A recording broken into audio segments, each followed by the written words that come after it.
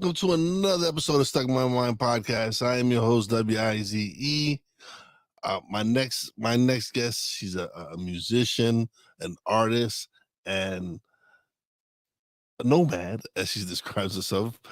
Welcome to the show, Catherine. Hi, how are you doing? Thank you for having me here. I'm doing well. I'm glad you're here.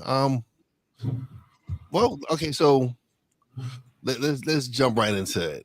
So, what inspired your initial passion for music, and how did you begin your self study journey? Because you're self taught, right? Mostly, yes. I always loved music, but I come from a rather humble family, so there wasn't enough money for me to go to singing lessons or music lessons. So I had to wait a little bit later in life to do all those things. And it all started when I was 15 and my mom gave me my first guitar that I still own. And from there, I just started with guitar and then some singing. And then I just kept on going. I found courses in on the internet that were free, and I started studying those, also books. And first I thought I was going to be like a singer songwriter, but then I discovered the world of soundtrack composing for movies and video games, and I loved that. So right now I am studying to become a movie soundtrack composer. So that's like my journey. Awesome. Um, so can you share some of the earlier challenges you faced growing up in Peru and pursuing music? Yeah, it was the money was a big factor. Basically, it's Peru is a country where it is still very hard to change your odds. Like if you are born with few, with little money, is everything is way harder. But thanks to my mom, my parents, they worked and sacrificed a lot so I could study abroad and do things and have like another chance in life. So that was like the main obstacle.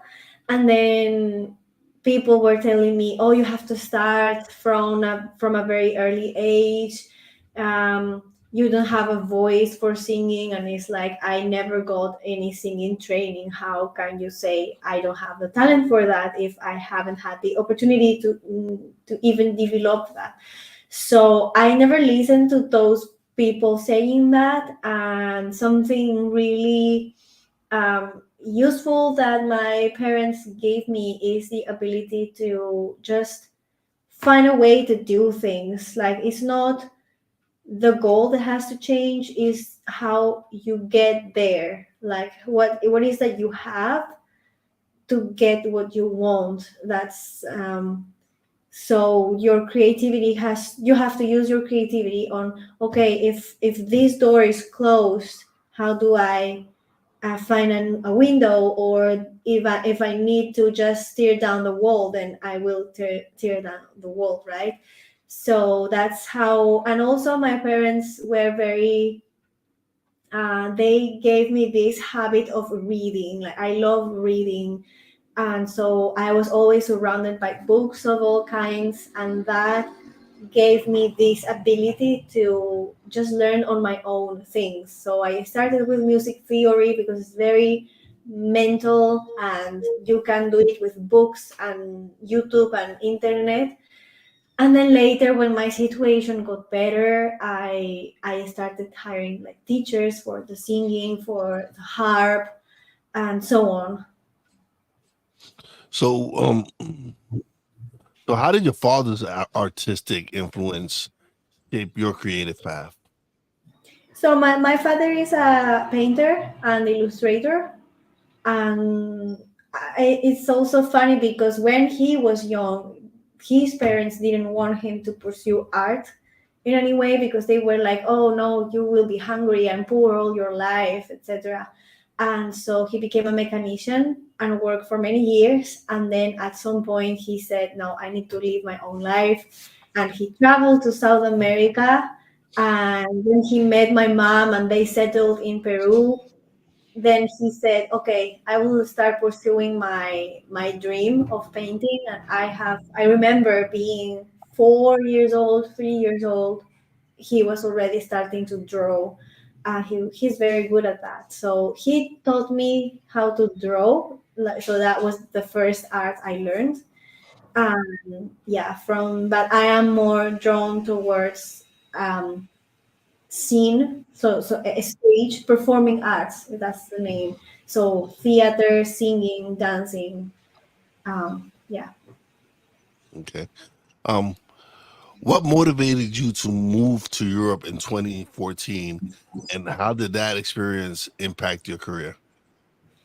So I always knew that I wanted to go out from Peru. Like I felt that my life was gonna happen out from Peru. And since, as I told you, if you don't have, sadly in Peru, if you don't have money, there's not many opportunities for you to thrive or to do something outside from, like, it's not like in the US, for example, where you can be poor, son of immigrants, let's say, and then, um, you can find opportunities. The whole country is like they have this business mindset, so it's easy to think business or creating things, entrepreneurship. And there's plenty of the stories of people who change their lives, right? Yes. You don't have that in Peru. Peru, sadly, is more classist as well, and there's lots of corruption. I mean, there's corruption in every country, but Peru specifically, it's special with that, and it's much harder for people from humble origins to change their odds So, and so become. basically, so basically, if you don't come from money in Peru, you don't have much of a future. You really struggle with Yeah. whatever. Usually, what you usually end up being what your parents were, whatever career they chose, or I mean, whatever career they had to do. Yeah, or try to, I don't know, make food to sell or something like that to survive. So that's why many people do the sacrifice of going out from Peru, and also that was my story as well. My mom had to work a lot and sacrifice a lot for me to be able to go out from Peru. And I've been lucky enough to be half French because my father is French. So that helped a lot because I know people who are only Peruvian and they had to fight so much to be able to be recognized as citizens. Like in France, for example, work for years. And yeah, fight a lot to like get a residency and be recognized as a French citizen. It's particularly hard in France. So I admire those friends of mine who, with no French citizenship or European citizenship, they managed to get one through hard work and legally, with papers and everything, well done. I was blessed with being half French, and that made it so much easier for me because since I'm already French, I already have a passport, and that's it, right? Yeah. I had my challenges, of course, but that was a blessing. So you either have the guts to go for it, or if you, for the same effort, if you stay in Peru, you can achieve things, but for the same effort, in other places you would achieve more. That's Okay. what I say. So yeah. So how did you navigate the cultural transitions when you moved to the Netherlands and Spain? So I lived in France for a couple years, and I wasn't able to fit in their society for many reasons. And one of the reasons is I understood later in life. The thing is that in Peru, since people go through lots of hardship in their everyday life, and everything is 10 times harder than it should be or than it is in other countries, they tend to be a little bit more not aggressive. They can be a bit aggressive, but like sometimes they will forget the manners. And for French people, manners are so important and so fundamental. So at first, I would have some misunderstandings with people because of that. Like, silly example, I there were the tables at university and the chairs, and I will just stand up and go, and then I will have people telling me, "Hey, you should just put your chair like underneath the table, so people who come after you can actually between, go out." And it's a matter of thinking about other people, etc. And so with time, I developed those manners. And when I came back to Peru to visit, I realized, oh, that's why it was hard to get along with French people, because I was lacking those manners due to the lifestyle in Peru that is hard, and everything is like a fight all the time, and everything demands 10 times the work. So people tend to be harsher and tend to be less yeah, delicate or have less manners, because of how life is there. You can't blame them. It's really hard. So I was having that, and I didn't know any better. So I would have a lot of misunderstandings with French people because of that, and they would think, "Oh, you are so um, not selfish is not the word, but like you don't think about other people. You have no manners." And then later with time, I learned to have those manners. And when I came back to Peru, I was like, oh, now I understand what they meant. But on the other side, French people can be too into the manners, to the point where if they have to tell you something in front of you, like something you need to change or something they are bothered by, they won't do it because they think that's too rude. So they end up saying it on your back. so so it's the other extreme. For them, that's being polite. It's not blaming them at all, because that's simply they truly think that's the best. It's not, of course, hypocritical people, like in a malicious way. You can find them everywhere, absolutely everywhere.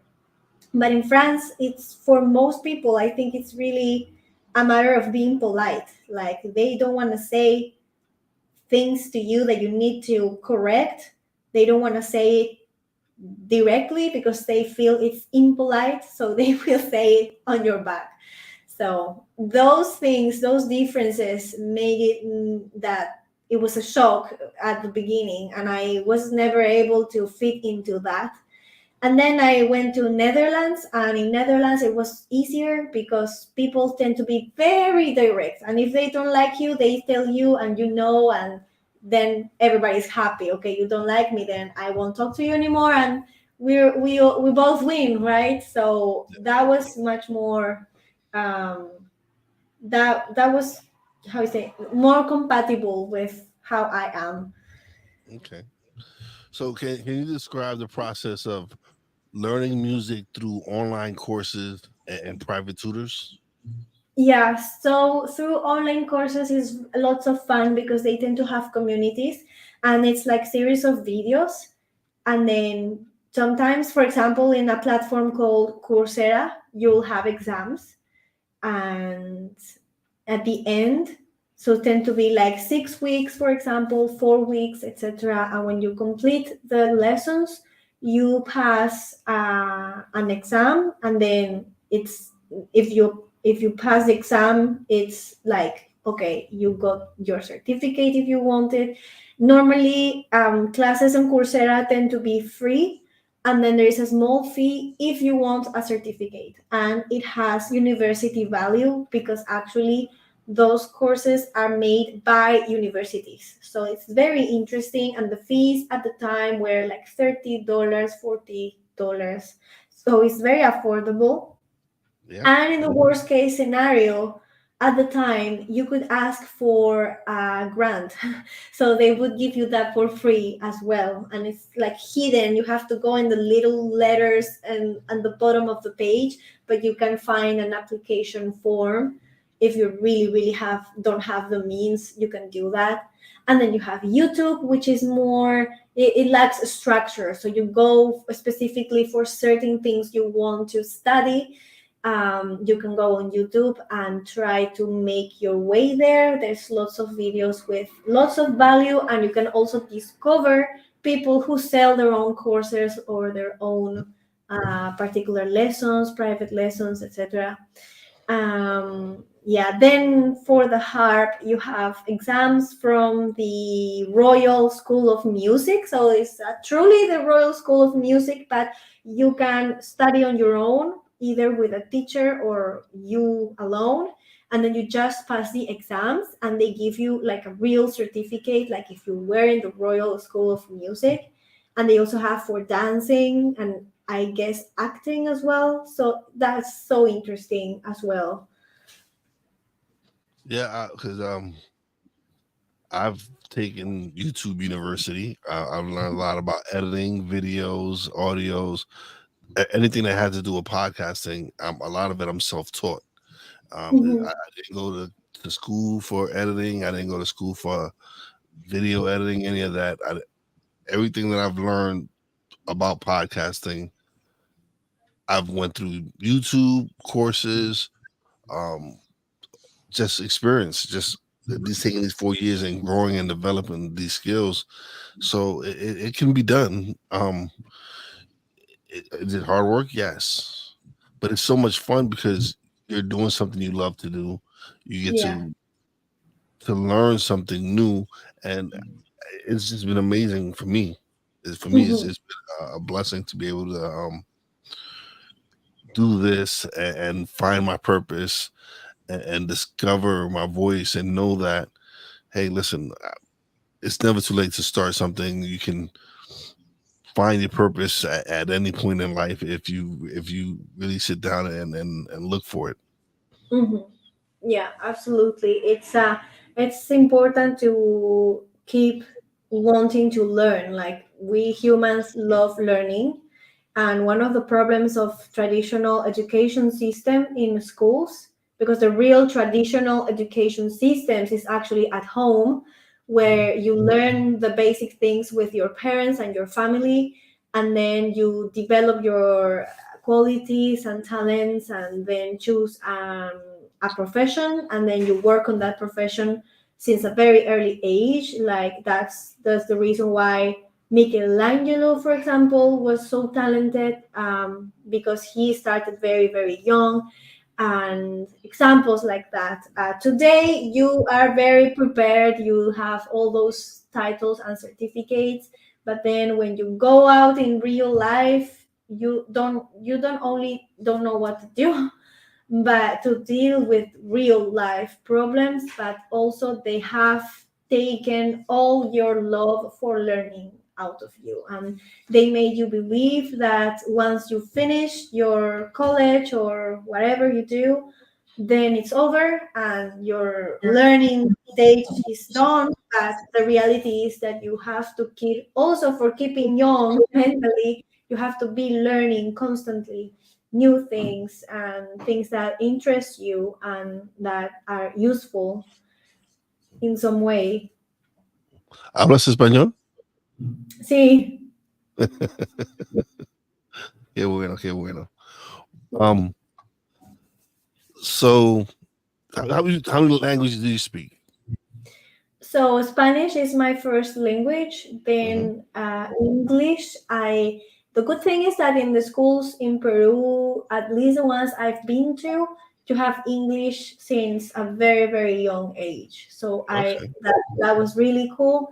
And then I perfected it when I was living in Netherlands, because if you don't speak Dutch, which is very likely, at least you can survive with English. Like everybody speaks English in Netherlands, which is great. And so I perfected that there. And then, of course, French because of my dad.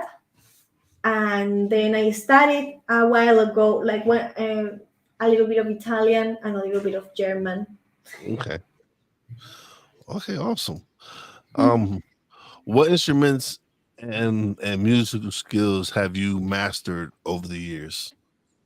So I believe like the thing that I have developed the most is the voice, the singing, and then I did a bit of guitar, but never really got hooked by it for some reason.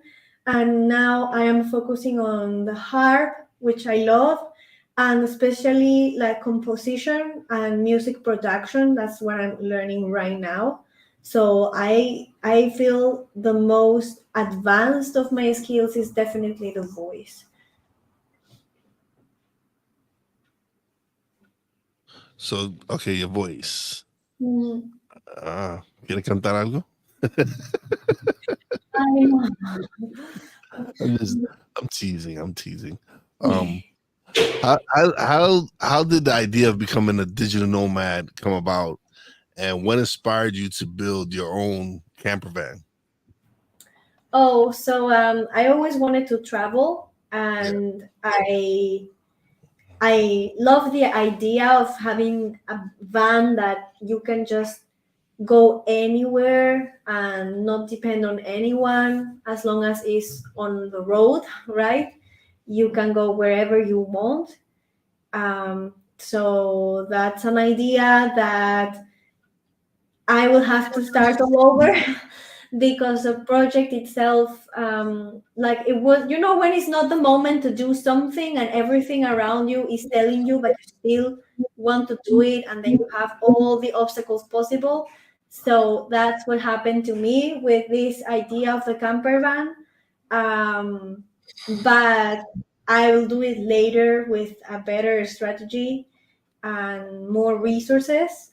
So it's definitely there, but I still love traveling, living abroad, knowing new countries.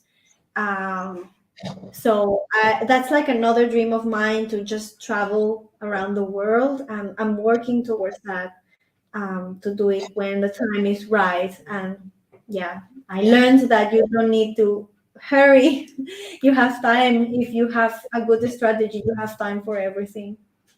So, did you at least get to experience a little bit of the digital nomad life? Did you travel? Did you? Yes, yes, I traveled a little bit. Um, through South America and Europe mostly. Yeah, so I'm doing it. Just need to change the strategy and be more prepared. Okay, awesome. So you talked about earlier being a composer for soundtracks for movies and video games.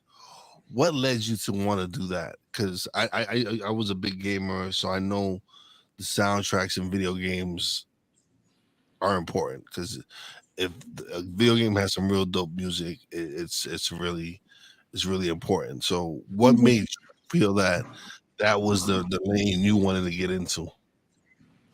Well, first of all, I love acting. I love movies, especially 3D animation in general, any kind of animated movies, and science fiction, fantasy, all on those lines I love. So I love telling stories, and honestly, when I don't have much time for watching movies right now, but if I am doing something that doesn't require me to think much, like sewing something by hand, or doing something with my hands, some crafting, I like to put myself a movie or a series, and then I realized that I ended up following the story more because of the soundtracks and the dialogues than actually watching the visuals themselves. So that's why I said, okay, I really love like the sound aspect of a movie, really. And since I love telling stories and I love orchestral music so much, the song form was starting to become too small for the things I wanted to express. So I just thought it would be really amazing if I could do a soundtrack for a movie one day. Awesome. Um, so how do you manage? Well, okay, hold on. Let's go to this question. Okay. Um, so you start. I don't know if you were supposed. You're starting a program. April of 2024. What was the program? A program. You might refer to my YouTube channel that I am starting anew, and where I want to do some vlogging about my music process. Oh, And okay. also, I'm doing like small comedy movies, like 2 minutes movies, on different topics, just for me to have like an excuse to create soundtracks. That's all. And yeah, it's about that, and it's for fun and to make laugh, and that's what it is about. Okay. How do you stay inspired and creative while constantly on the move? So the key I would say is two keys. One is don't judge, don't expect to have like the masterpiece, just do stuff. And the more you do, the better it will become, and the more, like, inspiration is like flying around, and it has to find you working, doing something. Like if I'm writing, the best way to end up with this blank paper syndrome, I think they call it in English, is just write the first thing that comes to your mind, even if it's the stupidest thing ever.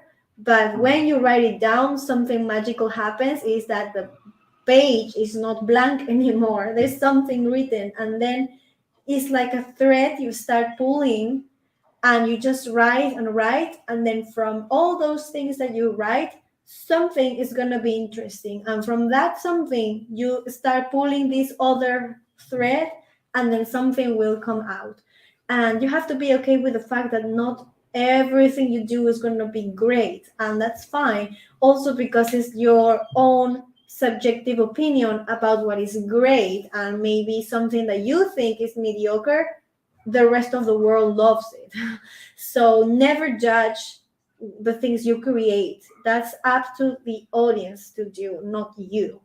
That's the first key. And the second key is try to have a habit that makes you not stop. Like if I say, okay, every Saturday I create content, then every Saturday I create content. And if I say every morning at 9 a.m., I'm gonna give myself 1 to 2 hours to write stuff, then I do it. And so when you allocate time, it gives you momentum, and it gives you this habit, so you never stop. And also it sets your unconscious mind like, oh, it's this moment of the day where we have to search for ideas.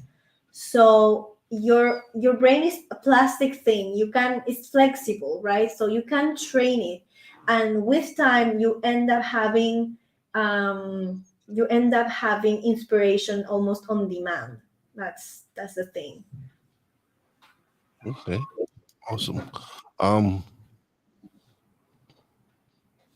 what role does your exclusive online community play in your artistic journey?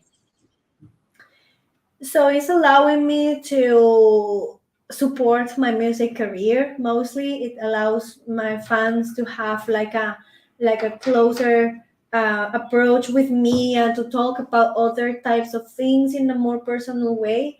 And also, since I also love the art of artistic photography, it's like a safe place where I can share that work, because artistic photography, when you do it in a studio or in a location, it takes hours of time and effort, and I was just sad to put that on Instagram, for example, when it takes so much time and effort. So my exclusive community is a great place to put that. And also I do some harp playing videos sometimes, and I really make it around my art and my music and the things that I enjoy creating. So it's been a beautiful journey unexpectedly. Awesome. Awesome. Um, Can you share some insights into your composition process for your music? Like, what are some things you do that gets you into the mindset to compose music? So first, as I say, I try to have like this habit of every day a little bit, and then sometimes it really depends on the project itself, because like the trigger, let's say, for a piece of music or a drawing or whatever, can be so many different things. It could be a book that I read, some piece of visual content that I see, a poem, whatever. Or sometimes it just comes to me while I don't know, doing the dishes, and then I have a melody that comes and I have to stop everything I'm doing to go and write it down. That's another advice that I can give. If you have something that pops up into your mind, record it somewhere, write it somehow. If you can, stop what you're doing to go to your piano, guitar, or whatever instrument to keep that idea, because that's also a message that you are giving to your subconscious mind, that, oh, those little snippets of things, they are useful. Like, it's like when you want to try to remember your dreams, you want to write them down, because that's a message for your subconscious mind, like, oh, they actually want this information. Like, my owner wants this information, so I make sure they will remember. Like, even if you don't remember your dreams, you write down on your journal, I know I dreamt something, but I don't remember it, I wish I could remember. So that's a message for your mind. Okay, they want this. So it's the same with any artistic inspiration or even business ideas that you have. Just have a journal or notes on your phone and write them down. It works the same. The mind will say, oh, so this is useful for my owner. They want that. So I will keep giving them this. Awesome. Mhm. Um, how has your background in theater influenced your music career?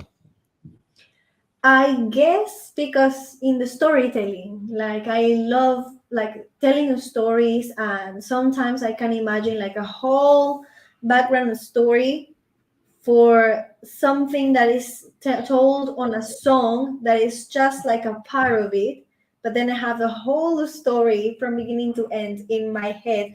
And that's something that you study and train in theater, because you have the dialogues, and then you have like what's really lying beneath the words that the character is saying. Like, what is that is making them say this particular thing. And it's like this whole analyze of your character, and it's a story for you to build a world, a whole world around this character that gives it substance. And so I tend to do kind of the same with my songs. um yeah, so that's that. I would say there is that. um yeah. What advice would you give to an aspiring musicians facing financial and educational barriers?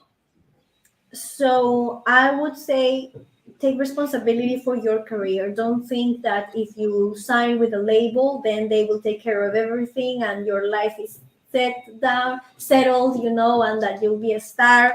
The reality is that they sign to a lot of artists. They don't care who makes it, because the one that makes it will um, have the return, like they will recover their money. So they don't really care about you as an individual. It's a numbers game for them.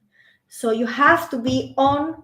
Even if you want to choose to go with a label, you have to be very, very almost possessive with your career, your image, and what is done with it, because it's you, it's representing you and your values. So you never let that to anyone. Like, you are the most interested person in that going well, and especially well, not only financially, but in terms of your values and morals, and your personal happiness and satisfaction.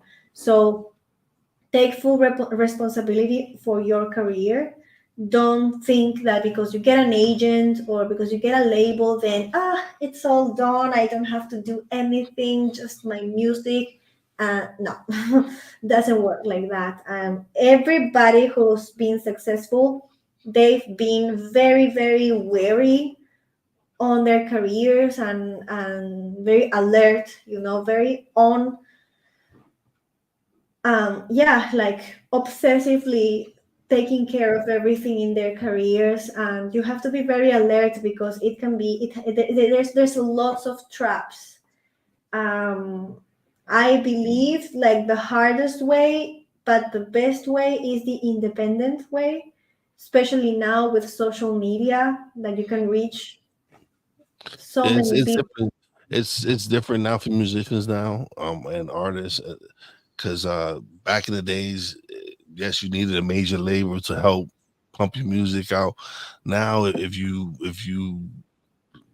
go viral with one of your songs, there's a possibility that a lot of your songs take off if one song takes off. So it is definitely different now with streaming and how people are getting access to music.